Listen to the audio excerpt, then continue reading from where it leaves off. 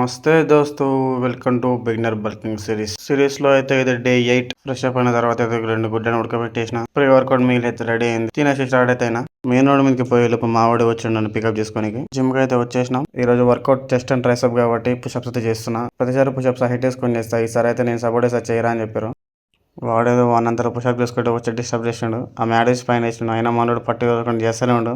First variation అయితే incline dumbbell press 4 sets 12 reps. Next variation decline dumbbell press 4 sets 12 reps. Next variation decline dumbbell fly 3 sets 15 reps.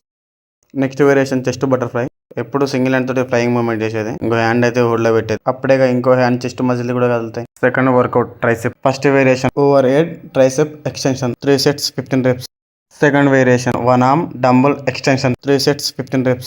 Last variation tricep push down. ఈ variation ఎక్కువ weight వేసుకోకుండా తక్కువ weight తో చేయండి. Correct weight పడుతుంది tricep మీద.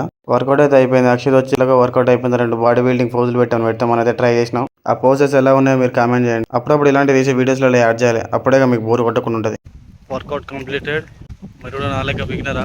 చాలా ఫాలో ఉంటుంది. కలిసి చేసుకుందాం వర్కౌట్.